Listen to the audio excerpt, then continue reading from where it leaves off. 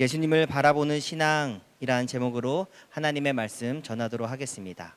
오늘 본문은 믿음으로 예수님을 바라보고 믿음 가운데서 예수님을 깊이 생각하라 말씀하고 있습니다.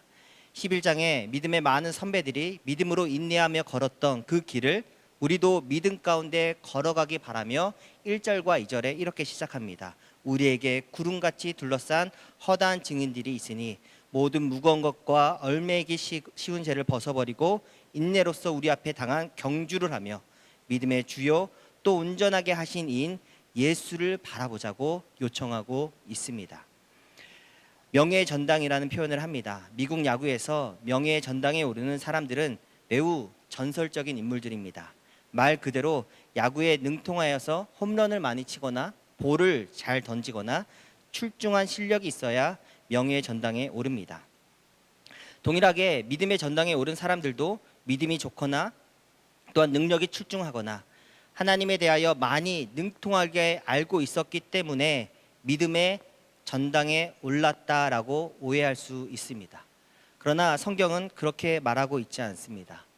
히브리서 11장에 나오는 믿음의 선배들은 하나님을 믿는 믿음 가운데 첫 번째는 모든 쉬운 죄들을 벗어버리고, 두 번째는 예수님을 바라보고 혹은 예수님을 깊이 생각하며, 셋째 오래 끈질기게 인내한 사람들이라고 소개합니다. 세 가지를 말씀드렸습니다. 믿음의 선배들이 첫째, 믿음으로 모든 무거운 죄를 벗어버리려고 애를 썼고, 또한 두 번째, 믿음으로 예수님을 깊이 생각하며, 또한 세 번째, 믿음으로 오래 인내한 선배들이었습니다. 즉 믿음이 출중하여서 한 번도 하나님을 원망한 적이 없고 한 번도 하나님께 그리고 자기 스스로가 실수한 적이 없는 그런 선배들이 아닙니다. 그리고 이러한 모습은 우리들도 동일합니다. 그렇죠? 오늘 은혜를 나누고 또한 우리 삶에 적용하기 원하는 말씀은 믿음으로 예수님을 바라보자라는 것입니다. 나누었던 대로 세 가지에 대해서 이야기해 보겠습니다. 첫 번째, 예수님을 바라보는 믿음은 얽매이기 쉬운 모든 죄와 모든 무거운 것을 벗어버리고 신앙의 경주를 해야 합니다. 히브리서는 우리에게 경주, 달리기 이야기를 하고 있습니다. 그것이 단거리 경주이든 혹은 장거리 경주이든 간에 가장 중요한 것은 달리기를 할 때는 깃털처럼 가벼운 옷과 신발을 신어야 합니다. 여기에 기록하고 있는 무거운 것이라는 표현은 신약에서 단 한 번 쓰이는 단어입니다. 히브리서 기자가 이 단어를 선택할 때 당시 늘 일상적으로 가지고 다니고 입었던 외투를 염두에 두고 썼던 것 같습니다. 우리가 믿음으로 경주를 하려면 일상적으로 입던 옷들을 벗어야 합니다. 반드시 가볍고 달리기에 편한 옷을 입어야 합니다. 주일날 목사님이 유명한 자전거 대회인 뚜르드 프랑스를 소개해 주었습니다. 지금 사진으로 보시는 것처럼 자전거 경주를 하려면 몸에 딱 달라붙는 옷을 입어야 합니다. 헬멧도 날렵하고 가벼운 헬멧을 착용해야 합니다. 저렇게 입고 다음 사진으로 보는 바와 같이 높은 산맥을 하루에 200km 혹은 250km를 달려서 꼬린 지점까지 가야 합니다. 믿음의 경주도 이와 동일하다고 이야기합니다. 우리에게 있어서 일상의 외투 옷은 무엇입니까? 무엇을 벗어야 합니까? 내가 값을 주고 산 화려한 옷이 있다면 믿음의 경주를 위해서 벗어야 합니다. 액세서리가 있습니다. 그 반지와 목걸이를 빼야 합니다. 하나님께서 출애굽 백성들을 자기 앞에 서게 하실 때 혹은 중요한 전쟁을 하실 때는 자기 몸을 성결하게 하라고 시키셨습니다. 그리고 입고 있는 옷을 빨라고, 그리고 액세서리를 벗으라고 이야기하셨습니다. 그렇게 할 때 내가 임재하겠다. 그렇게 할 때 이 전쟁에서 승리할 수 있게 도와주겠다고 말씀하셨습니다. 히브리서 설교자와 당시 성도들은 극심한 박해 가운데 있다고 말씀드렸습니다. 목숨이 위태로운 지경에 있었습니다. 그들에게 있어서 가장 거추장스러운 외투는 무엇이라고 생각하십니까? 바로 살아남는 것에 대한 집착입니다. 살아남는 것에 대한 그 집착의 그 옷을 벗어버리기 원했습니다. 누구든지 나를 위하여 제 목숨을 버리면 구원을 얻으리라는 예수님의 말씀을 따라 믿음으로 살고자 마음을 두어야 했습니다. 저 또한 마찬가지입니다. 우리 또한 마찬가지입니다. 살아남기 위한 집착을 내려놔야 합니다. 겉옷처럼 입고 있는 그 옷을 벗어야 합니다. 살아남고자 하는 그 집착이 겉옷이면 쉽게 벗을 수도 있을 것입니다. 그런데 제게 있어서는 살아남고자 하는 그 겉옷이 아닙니다. 속옷처럼 속에 감추어져 있습니다. 보이지 않으려고 그 옷을 감추려고 애쓰고 있습니다. 우리가 지난 주일 때 공동체 예배 시간을 통해서 프란시스 첸 목사님의 설교 영상에서 그 목사님이 했던 그 기도, 하나님, 내가 목숨을 잃으면 정말 찾습니까? 하나님, 내가 주를 위하여 나 자신을 던지면 하나님께서 정말 내게 구원을 주십니까? 라고 솔직하게 기도했던 그 고백과 기도가 우리 가운데 있어야 할 줄 믿습니다.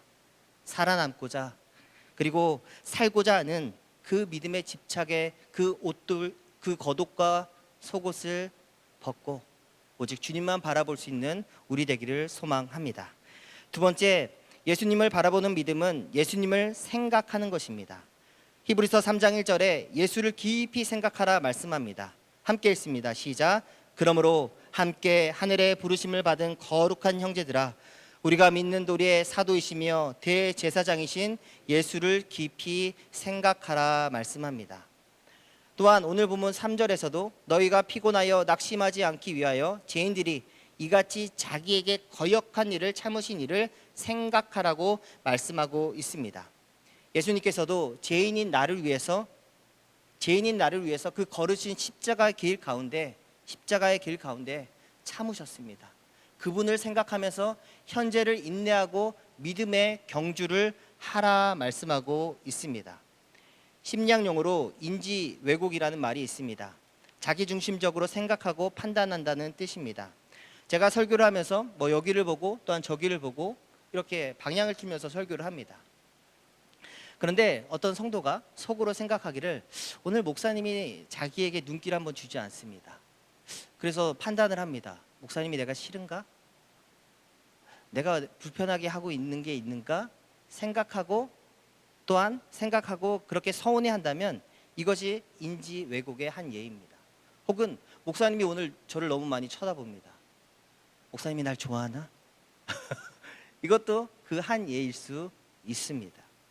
민수기 21장에 보면 출애굽하는 이스라엘 백성들, 하나님께서 홍해 길 가운데 에돔 땅으로 우회하도록 이끄십니다. 이때 이스라엘 백성들은 느닷없는 유턴 때문에 마음이 상합니다. 그리고 어김없이 여기서도 하나님과 지도자 모세를 원망합니다. 그 원망하는 내용을 한번 같이 읽어보겠습니다. 21장 5절입니다. 시작. 백성이 하나님과 모세를 향하여 원망하되 어찌하여 우리를 애굽에서 인도해내어 이 광야에서 죽게 하는가? 이곳에는 먹을 것도 없고 물도 없도다. 우리 마음이 이 하찮은 음식을 싫어하노라. 지금 이스라엘 백성들은 하나님께서 허락하신 자유의 그 광야길을 걸어가고 있습니다. 노예 상태일 때는 이 광야길을 걸을 수도 없습니다. 우회할 수도 없습니다. 거기에서 쉴 수도 없습니다. 애굽의 종과 노예 상태일 때는 자유가 없는 것입니다. 그런데 지금 이스라엘 백성들이 비교하고 있는 것이 무엇입니까? 애굽에서 노예와 종의 신분으로 있을 때 먹었던 그 음식들을 생각하면서 하나님과 이스라엘 모세를 원망합니다. 이 하찮은 음식, 하나님이 주신 것이 싫도다 이야기합니다. 민수기 11장 5절, 그들이 생각하는 내용이 무엇입니까? 같이 읽습니다. 시작. 우리가 애굽에 있을 때에는 값없이 생선과 오이와 참외와 부추와 파와 마늘들을 먹은 것이 생각나거늘. 그들의 생각에는 지금의 이 자유 가운데 걸어가고 있고 뛰어가고 있고 때로는 우회할 수 있는 이 자유보다 애굽에서 종 상태에 있었을 때 먹었던 것들을 생각하고 있습니다. 하나님께서 우리에게 자유와 구원을 주셨습니다. 아멘이죠. 성경은 믿음으로 예수님을 받아들임으로 말미암아 우리에게 구원과 자유가 주어졌다고 말씀하고 있습니다. 성경에서 믿음으로 예수님을 깊이 생각하라는 그 중심에는 십자가와 고난이 있습니다. 그리고 여기에 한 가지 더, 하나님 아버지와의 관계를 깊이 생각하라고 말씀하고 있습니다. 2절 말씀에 믿음의 주요 또 온전하게 하시는 이인 예수를 바라보자.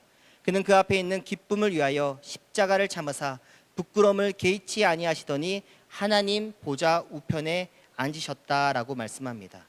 예수님께서 우리에게 자유를 주시려고, 예수님께서 우리에게 평강을 주시기 위해서 십자가를 참으셨습니다. 예수께서 십자가에서 죽으셨다는 말씀은 절대로 낭만적인 표현이 아니고 시적인 표현이 아닙니다. 정말로 예수님께서 죽으셨습니다. 나의 하나님, 나의 하나님, 어찌하여 나를 버리셨나이까 외치시며 실제로 버림을 당하셨습니다. 여기서 나의 하나님, 나의 하나님이라는 표현은 언약 백성들만이 쓸 수 있는 표현입니다. 하나님과 개인적인 관계를 맺은 사람들만이 나의 하나님이라고 표현할 수 있습니다. 나는 그리고 당신의 것입니다 라고 표현할 수 있습니다. 우리가 레위기서를 살펴보고 있습니다. 레위기서 19장에 뭐라고 기록되어 있습니까? 나는 여호와 너의 하나님이다 라는 표현이 8번 나옵니다. 그리고 나는 여호와다 라는 강조와 반복이 8번, 총 16번이 나옵니다.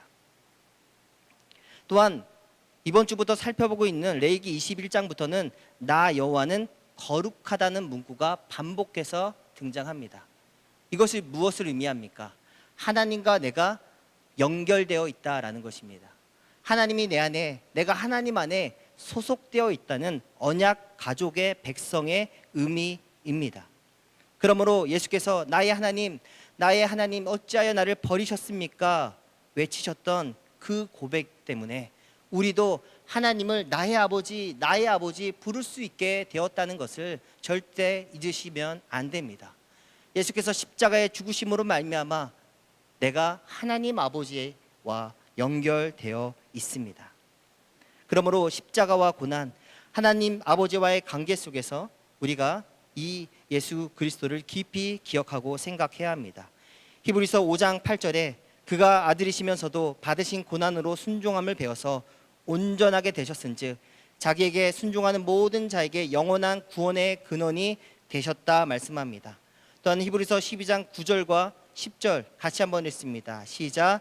또 우리 육신의 아버지가 우리를 징계하여도 공경하였거든 하물며 모든 영의 아버지께 더욱 복종하며 살려 하지 않겠느냐. 그들은 잠시 자기의 뜻대로 우리를 징계하였거니와 오직 하나님은 우리 유익을 위하여 그의 거룩하심에 참여하게 하셨다라고 말씀합니다. 예수께서 십자가를 참으시고 그 앞에 있는 기쁨을 위하여 참으심은 우리가 하나님 아버지와 연결될 수 있는 그 기쁨 때문에 참으셨다라는 것을 절대 잊으시면 안 됩니다. 한번 같이 고백합니다. 하나님이 나의 아버지이십니다. 하나님이 나의 구주이십니다. 예수께서 십자가의 죽으심으로 말미암아 하나님을 나의 아버지라, 우리 아버지라 부를 수 있는 거룩한 교회 공동체가 되었음을 감사하고 기뻐할 수 있었으면 좋겠습니다. 마지막으로 세 번째, 예수님을 바라보는 믿음은 인내하고 또 인내하는 것입니다. 순전한 기독교라는 책에서 보면은 작가 C.S. 루이스는 우리들이 흔히 인내하지 못하고 안달이 날 때가 있다라고 예로 들고 있습니다. 그런 예가 이렇게 말합니다. 누가 당신한테 이렇게 말하면 좋을 것 같아? 이런 말 해보셨죠?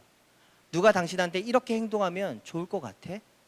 혹은 왜 뒤에서 미는 거예요? 제가 먼저 왔어요. 또는 야, 지난번에 네가 샀으니까 지난번에 내가 샀으니까 이번엔 네가 사. 왜 그래요? 약속하셨잖아요. 지켜주셔야죠. 이런 말들이 우리의 조급함 속에서 나온다고 이야기합니다. 나와 같이 상대방도 나와 동일하게 배려해주고 행동해 줄 거라 여기기 때문에 이런 원망들이 나온다고 이야기합니다. 다른 한 번쯤은 또한 최근에 들어보셨을 것입니다. 저도 어제 저희 아들과 예원이가 서로 거래를 하는데 시온이가 예원이한테 야, 내가 사탕 줬으니까 이 아이가 조급한 마음이 있는 거야. 너도 내게 젤리 줘. 근데 예원이가 싫어했습니다. 그리고 여기서 싸움이 일어났습니다. 야, 너네들 싸우지 마. 말려야 했습니다. 상대방도 나와 동일하게 생각하고 동일하게 배려하고 동일하게 행동해 줄 거라는 기대가 무너지는 순간 우리의 마음은 조급해집니다. 믿음의 경주는 마치 인내하며 생수를 마시는 것과 같다라고 이야기 드리고 싶습니다. 마라톤을 예로 들고 있습니다. 경주를 예로 들고 있습니다. 아무리 마라톤을 잘하는 사람이라도 중간중간 보급되는 생수를 받지 못하면 절대로 42.19km를 달릴 수가 없습니다. 다시 자전거 경주를 예로 들으며 말씀드리면 자전거 경주에서 승리하려면 중요한 것은 팀으로 경주해야 합니다. 사진 하나를 보여드리면 지금 4명 중에 두 번째 있는 사람이 혼자입니다. 나머지 3명은 한 팀입니다. 목사님이 주일날 이야기하셨던 3회 연속으로 우승했던 사람이 지금 중간에 껴 있습니다. 그리고 자신의 팀들은 이번에 코로나 때문에 한 명이 빠졌습니다. 그리고 대회가 20일 동안 치러지니까 중간에 부상자가 속출하면서 자기 팀원들이 모두 없어졌습니다. 팀원의 지원을 받지 못합니다. 그리고 이번 대회에서 우승을 놓치게 됩니다. 팀이 한 사람을 이기게 되는 것입니다. 또한 다음 사진을 보면은 인내 경주에서 중요한 것은 팀의 지원을 받는 것입니다. 지금 자신의 팀에서 경주하고 있는 선수 하나에게 먹을 것을 보급해 줍니다. 150km, 200km를 달려가야 되니까 중간에 빵과 먹을 것을 받지 못하면은 절대로 완주할 수 없습니다. 완주하기 위해서 먹기 위해 애써야 합니다. 그러므로 성경에서 말하는 인내는 절대로입니다. 홀로 하는 것이 아닙니다. 인내는 공동체가 함께 하는 것입니다. 인내는 가족 공동체가 함께 인내하며 서로를 북돋아주면서 나아가야 한다라는 것입니다. 히브리서 12장 14절에 보면은 굉장히 흥미로운 말씀이 있습니다. 같이 한번 읽어보겠습니다. 시작. 모든 사람과 더불어 화평함과 거룩함을 따르라. 이것이 없이는 아무도 주를 보지 못하리라. 권면합니다. 히브리서를 설교하면서 누누이 말씀드렸듯이 초대교회 공동체 역시도 내부에 문제가 있었습니다. 외부에서는 그들을 죽이기 위해서 혈안이 되어 있습니다. 그러면 내부에서는 서로 사랑하고 우리가 서로 지켜줘야 하잖아요. 그런데 초대교회도 그러지 못했습니다. 내부에 적이 있었고 서로 미워하고 마음으로 싫어하는 일들이 하나됨을 깨는 일들이 있었다라고 이야기합니다. 그래서 성경 곳곳에 히브리서 성경 곳곳에 화평함을 따르라, 거룩함을 따르라, 그리고 하나 되어라, 서로 화평함을 누리면서 나아가라고 이야기하고 있습니다. 굉장히 강하게 이야기합니다. 이것이 없이는 아무도 주를 보지 못하리라. 너희가 더불어서 하나 되지 못하면 하나님의 은혜와 은총을 누릴 수 없다라고 이야기하고 있는 것입니다. 마라톤 경주에서 경주를 포기하고 싶은 포인트가 있다고 합니다. 데드 포인트가 있다고 합니다. 사저 포인트라고 이야기합니다. 초반 3km가 위기라고 합니다. 포기하고 싶은 마음이 3km부터 든다고 합니다. 그리고 중간에 17km, 그리고 거의 끝에 왔을 32km가 고비라고 합니다. 그런데 경주를 하는 사람들이 하나같이 하는 말이 함께 뛰는 내 팀원이 있기 때문에 끝까지 갈 수 있다라고 고백을 합니다. 사도 바울 아시죠? 하나님을 경외하며 그리고 생명을 걸고 열심히 신앙을 경주했던 사람입니다. 그러나 처음부터 예수님을 깊이 생각했던 사람이 아닙니다. 오히려 예수 믿는 자들을 핍박하고 교회를 열심을 내어서 무너뜨리려고 했던 사람이 사도 바울입니다. 그런데 다메섹으로 가는 길에 빛 대신 예수님을 만납니다. 빛 대신 예수님을 만나고 예수님에 대해 알게 되고 예수를 깊이 생각하는 일들이 있게 되어지고 그가 진심으로 목숨을 다해서 예수 그리스도를 전파하는 사람이 됩니다. 그러나 기억해야 할 것은 사도 바울 혼자 위대하여서 한 것이 아닙니다. 사도 바울이 복음을 전할 때 어떻게 전했습니까? 팀으로 일했습니다. 절대 홀로 하지 않았습니다. 먼저는 바나바가 그를 이끌어 주었습니다. 또한 초대교회 야고보와 베드로 사도가 바울을 지지해 주었습니다. 그리고 그를 열심히 돕고 함께 일했던 디모데와 마가와 많은 믿음의 동역자들이 있었습니다. 바울에게 있어서 잘 아시다시피 마가는 처음부터 일하는 스타일이 맞지 않았습니다. 그와 심하게 싸우고 그 때문에 심하게 싸우고 헤어지기까지 했습니다. 그러나 바울이 노년에 뭐라고 얘기합니까? 마가 그를 데리고 오라. 그가 내게 유익한 사람이다 라고 말합니다. 바울은 홀로 일하지 않았습니다. 함께 일하며 함께 일하는 동역자들과 인내의 경주를 했다라는 것입니다. 이처럼 믿음의 경주에서 중요한 것은 함께 인내하고 서로 도와주면서 보충해주는 가족 팀이 있어야 한다라는 것입니다. 그러므로 나 자신이 공동체에 들어가서 소속되어야 합니다. 하나님이 우리를 함께 부르시고 내게 속하라, 그리고 나의 공동체에 속하라 말씀해 주고 있다라는 것입니다. 교회는 이번에 비 피해를 감사하게도 잘 이겨낼 수 있었습니다. 시설 관리를 담당하는 반장로님이 위험할 수 있는 상황을 발견해 주셔서 대처할 수 있었습니다. 또한 자기 이름을 밝히지 말아달라는 김모 종투더성 집사님께서 저녁과 늦은 저녁에 교회를 여러 번 방문해 주셔서 하수구를 개방하고 치워주심으로 큰 피해 없이 넘어갈 수 있었습니다. 또한 저도 새벽에 일찍 나와서 돌아보면서 큰 피해가 있을 뻔했는데 다행히 넘어갈 수 있었습니다. 공동체가 함께했습니다.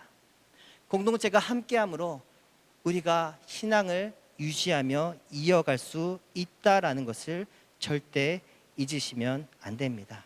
성도 여러분, 교회는 인내 공동체가 되어야 합니다. 함께 예수를 깊이 생각해야 합니다. 사도 바울을 생각해 보시기 바랍니다. 처음에는 교회를 박해했던 사람입니다. 그런데 예수님을 깊이 생각하고 묵상하니 내가 하는 행동이, 내가 하는 말들이 실상은 교회를 박해하는 것을 깨닫게 되고 그가 변화되었다라는 것입니다. 사도 바울이 절대 하나님을 경외하지 않던 사람이 아닙니다. 하나님에 대해 잘 알고 하나님을 경외하던 자입니다. 그러나 예수를 깊이 생각하지 못하고 만나지 못했을 때 교회를 박해했던 것을 보게 됩니다. 그러므로 우리 공동체가 서로 어깨에 있는 무거운 짐들을 내려주고 함께 믿음의 경주를 하자고 격려하며 함께 나아갈 수 있는 우리 교회 되길 소망합니다. 다시 한번 소망하기는 우리의 남은 신앙생활의 여정 가운데 예수님을 바라보며 또한 예수님을 깊이 생각하며 하나님 아버지와의 교제를 깊이 하면서 남은 하반기 2022년의 믿음의 경주도 완주할 수 있기를 소망합니다. 예수님이 누구십니까? 예수님은 우리를 위로해 주시고 또한 죽음에서 생명으로 이끌어 주시며 우리에게 힘과 능력을 주시는 분이십니다.